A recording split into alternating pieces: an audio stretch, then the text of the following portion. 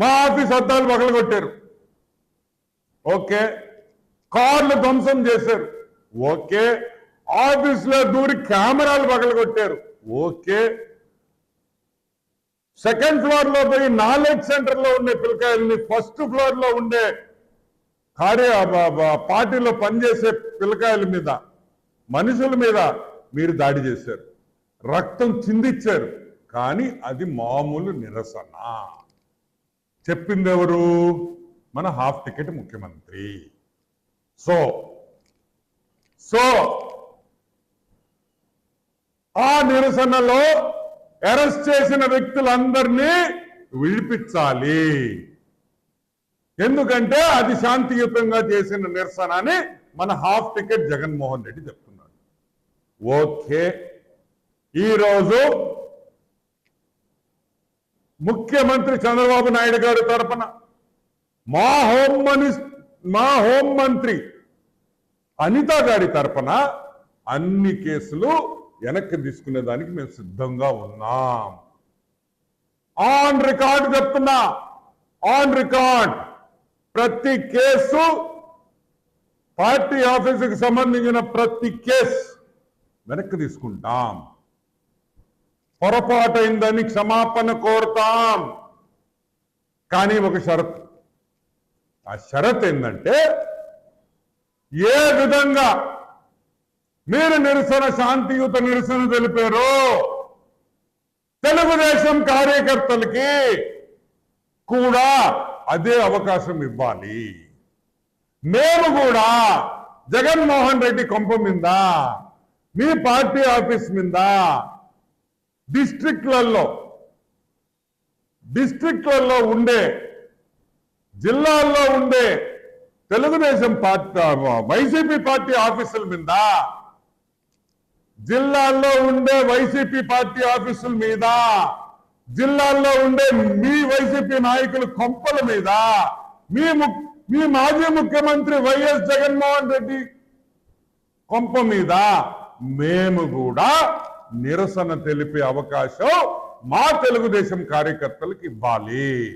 ఈ నిరసనలో బీరు బాటిళ్ల కాడి నుంచి, కర్రల కాడి నుంచి, కత్తుల కాడి నుంచి ఏదైనా మారణాయుధాలతో నిరసన తెలుపుకోవచ్చు. మాకు అవకాశం ఇచ్చి మేము అన్ని కేసులు కూడా మీ మీద విత్డ్రా చేసేస్తాం, వెనక్కి తీసుకుంటాం. తెలుగుదేశం కార్యకర్తలు మీ ఆఫీసుల ముందు నిరసన మేము సోమవారం తెలుపుతున్నాం. సోమవారం తెలుగుదేశం పార్టీ కార్యకర్తలు మీ ఇంటి ముందరా, మీ ముఖ్యమంత్రి ఇంటి ముందరా శాంతియుతంగా కత్తులు, కర్రలు, బీరు బాటిల్స్ తో మేము నిరసన కార్యక్రమం చేపడుతున్నాం. దానికి జగన్మోహన్ రెడ్డి ఒప్పుకోవాలి. ఎందుకు ఒప్పుకోవాలి అంటే, చెప్పింది జగన్మోహన్ రెడ్డి కాబట్టి. బీపీ పెరిగింది, మీకే కాదు మిస్టర్ హాఫ్ టికెట్, మా కార్యకర్తలకు కూడా బీపీ చాలా పెరిగింది. ఎక్కడో ఉంది, 7 దాకా ఉంది. ఇంకొంచెం అయితే పగిలిపోద్ది తల, అంత ఫ్రస్ట్రేషన్ లో ఉన్నాం మేము కూడా. మాకు కూడా బీపీ వచ్చేసింది, మాకు కోపం ఉంది. మా కోపం తగ్గాలి, మా బీపీ తగ్గాలి. మీ కార్యకర్తలు ఏ విధంగా బీపీ తగ్గించుకున్నారో మేము కూడా బీపీ తగ్గించుకోవాలి. కాబట్టి మీరు మీ కరపత్రం సాక్షి, మీకు సంబంధం లేదు, జగన్మోహన్ రెడ్డి హాఫ్ టికెట్ కి సంబంధం లేని సాక్షి కరపత్రిక, వైఎస్ భారతి గారు ఓనర్షిప్ ఉండే సాక్షిలో మీరు ఒక న్యూస్ వదలండి, వెయ్యండి, ముద్రించండి. మీరు శాంతియుతంగా నిరసన తెలుపుకునేదానికి వైసీపీ పార్టీకి మాకు ఎటువంటి ఇబ్బంది లేవు. We don't have any issue. మీ కోపాన్ని, మీ ఫ్రస్ట్రేషన్ ని, మీకుండే ద్వేషాన్ని అన్ని కూడా మీరు మా ఆఫీసుల మీద, మా ఇళ్ల మీద మీరు నిరసన తెలుపుకోవచ్చు. కర్రలు, బీర్ బాటిళ్లు, కత్తులతో కూడా నిరసన తెలపొచ్చు, శాంతియుతంగా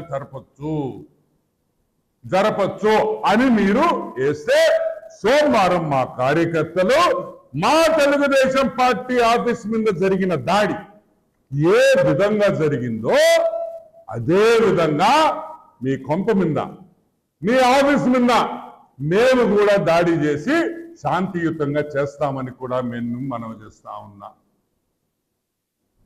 సింపుల్ పాయింట్. అదే చెప్తుంటావు దట్ మడం తిప్పం అండర్వేర్ మార్చం సంథింగ్ లైక్ దట్. నాకు కరెక్ట్ గుర్తు రావట్లేదు. ఏది మడం తిప్పం అండర్వేర్ మార్చం ఆ టైప్ లో నువ్వు మాట మీద నిలబడేవాడివి. నువ్వు అండర్వేర్ మార్చవు కాబట్టి నువ్వు మాట మీద నిలబడతావు. నువ్వు మాట మీద నిలబడాలా, నువ్వు ఒప్పుకోవాలా. అన్ని కేసులు విత్డ్రా అయ్యి వైసీపీ కార్యకర్తల్ని నువ్వు కాపాడినోడు అవుతావు. మేము మొత్తం విత్డ్రా చేసేస్తాం. ఒకే ఒక రోజు చాలు మాకు, సోమవారం ఒక్కరోజు అంతే. దాంతో నిరసనలు అన్నీ ఆపేస్తాం. No more, close, story over. మా కోపాలు తగ్గిపోతాయి. మీరు ఎట్ట కోపాలు వచ్చి మీరు బీపీ తగ్గించుకోవాలనుకున్నారో అదే పద్ధతిలో మాకు తెలుగుదేశం కార్యకర్తలకి మా బీపీలు తగ్గించుకునే దానికి కూడా మీరు అవకాశం ఇవ్వాలా. మా హెల్త్ కూడా బాగుపడుద్ది.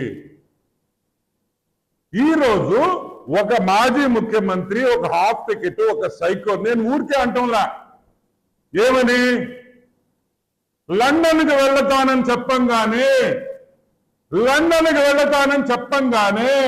దయచేసి ఎవరు ఆపొద్దు. నేను మన జ్యుడిషియరీ, మన లీగల్ డిపార్ట్మెంట్, మన కోర్టులు, హైకోర్టు అందరికీ నేను విజ్ఞప్తి చేస్తున్నా. అతను ఒక మానసిక రోగి.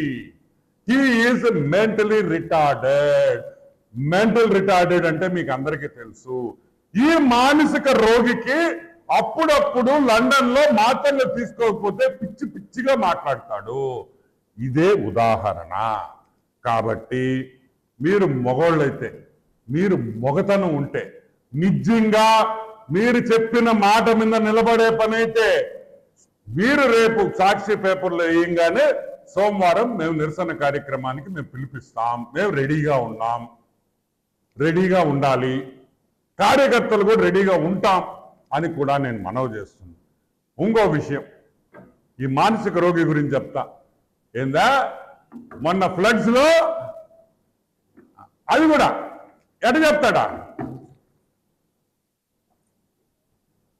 జైలు మొన్న ఫ్లడ్స్, మొన్న వచ్చిన వానల్లో 60 మంది చనిపోయారు. చంద్రబాబు నాయుడు సరిగ్గా చేయలేదు. అది విఫలమయ్యాడు.